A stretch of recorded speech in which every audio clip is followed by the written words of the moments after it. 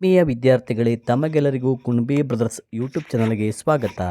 ವಿದ್ಯಾರ್ಥಿಗಳೇ, ಈ ಒಂದು ವಿಡಿಯೋದಲ್ಲಿ ಮೊರಾರ್ಜಿ ದೇಸಾಯಿ ಹಾಗೂ ಆದರ್ಶ ವಿದ್ಯಾಲಯ ಪರೀಕ್ಷೆಗೆ ಸಂಬಂಧಪಟ್ಟಂತೆ ಒಂದು ಸಮಾಜ ವಿಜ್ಞಾನದ ಒಂದು ಮಾದರಿ ಪ್ರಶ್ನೆ ಪತ್ರಿಕೆಯನ್ನು ಈ ಒಂದು ವಿಡಿಯೋದಲ್ಲಿ ಬಿಡಿಸ್ತಾ ಹೋಗೋಣ. ಈ ಒಂದು ವಿಡಿಯೋ ತಮಗೆ ಇಷ್ಟ ಆದರೆ ತಪ್ಪದೆ ಈ ವಿಡಿಯೋಗೊಂದು ಲೈಕ್ ಮಾಡಿ ಹಾಗೆ ಶೇರ್ ಮಾಡಿ.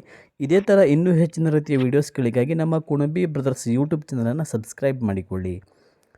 ಮೊದಲನೇದಾಗಿ ನೋಡಿ, ರಸ್ತೆ ಸಂಚಾರದಲ್ಲಿ ಪಿ ಸಂಕೇತವು ಡ್ಯಾಶ್ ಅನ್ನು ಸೂಚಿಸುತ್ತದೆ. ಎಡಕ್ಕೆ ಚಲಿಸುವುದು, ಬಲಕ್ಕೆ ಚಲಿಸುವುದು, ನಿಧಾನವಾಗಿ ಚಲಿಸುವುದು, ವಾಹನಗಳನ್ನು ನಿಲ್ಲಿಸುವುದು. ಇದಕ್ಕೆ ಸರಿಯಾದ ಉತ್ತರ ಪಿ ಅಂತಂದ್ರೆ ಪಾರ್ಕಿಂಗ್ ಅಂತ ನಾವು ನೋಡ್ಬೋದು. ಹಿಂಗೆ ಪಿ ಅಂತಂದ್ರೆ ನಾವು ಸಿಟಿಗಳಲ್ಲಿ ಸಾಮಾನ್ಯವಾಗಿ ಹೆಚ್ಚಾಗಿ ನಾವು ಕಾಣ್ಬೋದು. ಪಿ ಅಂತ ಒಂದು ಬೋರ್ಡನ್ನು ಹಾಕಿರ್ತಾರೆ. ಅದು ಏನಂತ ವಾಹನಗಳನ್ನು ನಿಲ್ಲುವಂತಹ ಒಂದು ಸೂಚನೆಯನ್ನು ಕೊಡುವಂಥದ್ದು ಸಂಚಾರ ನಿಯಮಗಳಲ್ಲಿ ಬರ್ತದೆ. ಓಕೆನಾ. ನೆಕ್ಸ್ಟ್ ನೋಡಿ, ರಸ್ತೆ ಅಪಘಾತವಾದಾಗ ತುರ್ತು ಚಿಕಿತ್ಸೆಗಾಗಿ ನಮ್ಮ ರಾಜ್ಯದಲ್ಲಿ ಡ್ಯಾಶ್ ಸಂಖ್ಯೆ ಇರುವ ಆಂಬ್ಯುಲೆನ್ಸ್ ವಾಹನದ ಉಚಿತ ವ್ಯವಸ್ಥೆ ಇದೆ. ಆಂಬ್ಯುಲೆನ್ಸ್ ಉಚಿತ ಸೇವೆ ಅಂತ ಕೇಳಿದಾಗ 108 ಸರಿಯಾದ 108 ಅಲ್ವಾ, ಇದಕ್ಕೆ ನಾವು ಕಾಲ್ ಮಾಡ್ಬೋದು. ನೆಕ್ಸ್ಟ್ ನೋಡಿ ಹಾಗೆ ವಿಮಾನವನ್ನು ಕಂಡುಹಿಡಿದವರು ಡ್ಯಾಶ್. ಮಾರ್ಕೋನಿ, ರೈಟ್ ಸಹೋದರರು, ಗ್ರಹಾಂ ಬೆಲ್, ಚಾರ್ಲ್ಸ್ ಬೇಬೇಜ್. ನೋಡಿ, ವಿಮಾನವನ್ನು ಕಂಡುಹಿಡಿದವರು ರೈಟ್ ಸಹೋದರರು. ಹಾಗಾದರೆ ಮಾರ್ಕೋನಿಯವರು ರೇಡಿಯೋವನ್ನು ಕಂಡುಹಿಡಿದವರು ಮಾರ್ಕೋನಿ, ವಿಮಾನವನ್ನು ರೈಟ್ ಸಹೋದರರು. ಹಾಗೆ Graham Bell telephone, Charles Babbage computer. ಓಕೆನಾ. ನೆಕ್ಸ್ಟ್ ನೋಡಿ, ಯಾವ ಪ್ರಾಣಿಯನ್ನು ಮರುಭೂಮಿಯ ಹಡಗು ಎಂದು ಕರೆಯುತ್ತಾರೆ? ಕಾಂಗರು, ಇಲಿ, ಕುದುರೆ, ಒಂಟೆ ಅಂತ ಇದೆ. ಇದಕ್ಕೆ ಸರಿಯಾದ ಉತ್ತರ ಒಂಟೆಯನ್ನು ಮರುಭೂಮಿಯ ಹಡಗು ಅಂತ ಕರೀತಾರೆ. Option D is the right answer. ತಿಂಗಳಿಗೊಮ್ಮೆ ಬರುವಂತಹ ಪತ್ರಿಕೆ ಯಾವುದು ಅಂತ ಕೇಳಿದ್ದಾರೆ. ಪಾಕ್ಷಿಕ, ಮಾಸಿಕ, ದೈನಿಕ, ವಾರ ಅಂತ ಇದೆ. ಇದಕ್ಕೆ ಸರಿಯಾದ ಉತ್ತರ ಆಪ್ಷನ್ ಬಿ, ಮಾಸಿಕ ಸರಿಯಾದ ಉತ್ತರ. ಲಿಬರ್ಟಿ ಪ್ರತಿಮೆ ಇರುವಂತಹ ರಾಷ್ಟ್ರ ಯಾವುದು? ಲಿಬರ್ಟಿ ಪ್ರತಿಮೆ ಎಲ್ಲಿದೆ? ಭಾರತ, ಚೈನಾ, ಜಪಾನ್, ಅಮೇರಿಕಾ ಅಂತ ಇದೆ. ಇದಕ್ಕೆ ಸರಿಯಾದ ಉತ್ತರ ಆಪ್ಷನ್ ಡಿ, ಅಮೇರಿಕಾ. ನೆಕ್ಸ್ಟ್ ನೋಡಿ, ಕಲ್ಲಿನ ರಥ ಇರುವಂತಹ ಸ್ಥಳ ಯಾವುದು? ನಾವು ಕರ್ನಾಟಕದಲ್ಲಿ ಕಲ್ಲಿನ ರಥವನ್ನು ಸಾಮಾನ್ಯವಾಗಿ ಎಲ್ಲಿ ಕಾಣ್ತೀವಿ? ಕಲ್ಲಿನ ರಥವನ್ನು ಆಪ್ಷನ್ ಎ ಬಂದುಬಿಟ್ಟು ನೋಡಿ, ವಿಜಯಪುರ, ಬದಾಮಿ, ಹಂಪಿ, ಹಳೆಬೀಡು. ಇದಕ್ಕೆ ಸರಿಯಾದ ಉತ್ತರ ಆಪ್ಷನ್ ಸಿ, ಹಂಪಿ ಸರಿಯಾದ ಉತ್ತರ. ನೆಕ್ಸ್ಟ್ ನೋಡಿ, ಹೆಣ್ಣು ಮಕ್ಕಳ ಭವಿಷ್ಯಕ್ಕಾಗಿ ಸರ್ಕಾರ ಡ್ಯಾಶ್ ಯೋಜನೆ ಜಾರಿಗೆ ತರಲಾಗಿದೆ. ಸರ್ವ ಶಿಕ್ಷಣ ಅಭಿಯಾನ, ನಿರ್ಮಲ ಗ್ರಾಮ ಯೋಜನೆ, ಆಶ್ರಯ ಯೋಜನೆ, ಭಾಗ್ಯಲಕ್ಷ್ಮಿ ಯೋಜನೆ. ಸರಿಯಾದ ಉತ್ತರ ಭಾಗ್ಯಲಕ್ಷ್ಮಿ ಯೋಜನೆ. ಜೋಗ ಜಲಪಾತ ಇರುವಂತಹ ಜಿಲ್ಲೆ ಯಾವುದು ಅಂತ ಕೇಳಿದ್ದಾರೆ. ಬೆಳಗಾವಿ, ಹಾಸನ, ಶಿವಮೊಗ್ಗ, ರಾಯಚೂರು ಅಂತ ಇದೆ. ಇದಕ್ಕೆ ಸರಿಯಾದ ಉತ್ತರ ಶಿವಮೊಗ್ಗ. ಜೋಗ ಜಲಪಾತವನ್ನು ನಾವು ಶಿವಮೊಗ್ಗದಲ್ಲಿ ಕಾಣ್ತೇವೆ. Option C is the right answer. Next ನೋಡಿ, ದಟ್ಟ ಅರಣ್ಯಗಳಲ್ಲಿ ಮತ್ತು ಗುಡ್ಡಗಾಡು ಪ್ರದೇಶಗಳಲ್ಲಿ ವಾಸಿಸುವ ಕುಟುಂಬಗಳ ಗುಂಪನ್ನು ಡ್ಯಾಶ್ ಎಂದು ಕರೆಯುತ್ತಾರೆ ಅಂತ ಇದೆ. ಗ್ರಾಮೀಣ, ಬುಡಕಟ್ಟು, ನಗರ, ಪಟ್ಟಣ ಅಂತ ಇದೆ. ಇದಕ್ಕೆ ಸರಿಯಾದ ಉತ್ತರ ಬಂದುಬಿಟ್ಟು ಆಪ್ಷನ್ ಬಿ, ಬುಡಕಟ್ಟು ಸರಿಯಾದ ಉತ್ತರ, ಬುಡಕಟ್ಟು. ನೆಕ್ಸ್ಟ್ ನೋಡಿ, ಮೌಂಟ್ ಎವರೆಸ್ಟ್ ಏರಿದ ಮೊದಲ ಭಾರತೀಯ ಮಹಿಳೆ ಯಾರು ಅಂತ ಕೇಳಿದ್ದಾರೆ. ಬಚೇಂದ್ರ ಪಾಲ್, ಕಲ್ಪನಾ ಚಾವ್ಲಾ, ಕಿರಣ್ ಬೇಡಿ, ಸುನೀತಾ ವಿಲಿಯಮ್ಸ್ ಅಂತ ಆಗಬೇಕು. ಸುನೀತಾ ವಿಲಿಯಮ್ಸ್ ಅಂತ ಇದೆ.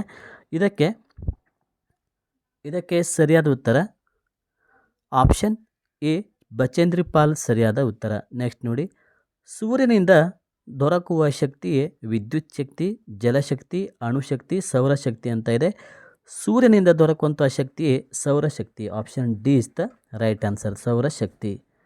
ನೆಕ್ಸ್ಟ್ ಕ್ವಶನ್ ನೋಡಿ, ಇವುಗಳಲ್ಲಿ ಯಾವುದು ನವೀಕರಿಸಬಹುದಾದ ಸಂಪನ್ಮೂಲವಾಗಿದೆ? ನೀರು, ಕಲ್ಲಿದ್ದಲು, ಪೆಟ್ರೋಲ್, ಡೀಸೆಲ್ ಅಂತ ಇದೆ. ಇದಕ್ಕೆ ಸರಿಯಾದ ಉತ್ತರ ಬಂದುಬಿಟ್ಟು ಆಪ್ಷನ್ ಎ, ನೀರು ಇದೊಂದು ನವೀಕರಿಸಬಹುದಾದ ಸಂಪನ್ಮೂಲವಾಗಿದೆ ಅಥವಾ ಮುಗಿದು ಹೋಗದ ಒಂದು ಸಂಪನ್ಮೂಲವಾಗಿದೆ. ಭಾರತ ದೇಶದ ಪ್ರಮುಖ ವೃತ್ತಿ ಯಾವುದು? ವ್ಯಾಪಾರ, ತೈಲ ಉತ್ಪಾದನೆ, ಗಣಿಗಾರಿಕೆ, ಕೃಷಿ ಅಂತ ಇದೆ. ಇದಕ್ಕೆ ಸರಿಯಾದ ಉತ್ತರ ಬಂದುಬಿಟ್ಟು ಆಪ್ಷನ್ ಡಿ, ಕೃಷಿ. ನೆಕ್ಸ್ಟ್ ಕ್ವೆಶನ್ ನೋಡಿ. ಪ್ರಪಂಚದ ಅತಿ ಎತ್ತರದ ಶಿಖರ ಯಾವುದು? K2, ಅಣ್ಣೈಮುಡಿ, Mullayanagiri, Mount Everest. ನೋಡಿ, ಇದಕ್ಕೆ ಸರಿಯಾದ ಉತ್ತರ ಆಪ್ಷನ್ ಡಿ, ಮೌಂಟ್ ಎವರೆಸ್ಟ್. ಇದರ ಒಂದು ಎತ್ತರ ಬಂದುಬಿಟ್ಟು 8,848 ಕಿಲೋಮೀಟರ್. ಓಕೆ, ನೆಕ್ಸ್ಟ್ ನೋಡಿ, 8,848 ಮೀಟರ್. ಕರ್ನಾಟಕದ ಹೆಬ್ಬಾಗಿಲು ಡ್ಯಾಶ್ ಎಂದು ನಗರವನ್ನು ಕರೆಯುತ್ತಾರೆ? ಬೆಂಗಳೂರು, ಉಡುಪಿ, ನವಮಂಗಳೂರು, ಕಾರವಾರ. ಕರ್ನಾಟಕದ ಬಂದರು ಅಂತೇಳಿ ಆಪ್ಷನ್ ಸಿ, ನವಮಂಗಳೂರನ್ನ ಕರೀತಾರೆ. ಹಾಗಾದರೆ ಮುಂಬೈಯನ್ನು ಭಾರತದ ಬಂದರು ಅಂತ ಕರೀತಾರೆ. ಓಕೆ, ನೆಕ್ಸ್ಟ್ ನೋಡಿ, ಅಥವಾ ಭಾರತದ ಹೆಬ್ಬಾಗಿಲು ಅಂತ ಕರೀತಾರೆ. ಭಾರತದಲ್ಲಿ ಅತಿ ಹೆಚ್ಚು ಮಳೆ ಬೀಳುವಂತಹ ಪ್ರದೇಶ ಯಾವುದು? ಆಗುಂಬೆ, ಕಾಶ್ಮೀರ, ಮೌಸಿನ್ ರಾಮ್, ಬೆಳಗಾವಿ ಅಂತ ಇದೆ. ಇದಕ್ಕೆ ಸರಿಯಾದ ಉತ್ತರ ಬಂದುಬಿಟ್ಟು ಆಪ್ಷನ್ ಸಿ, ಮೌಸಿನ್ ರಾಮ್ ಸರಿಯಾದ ಉತ್ತರ.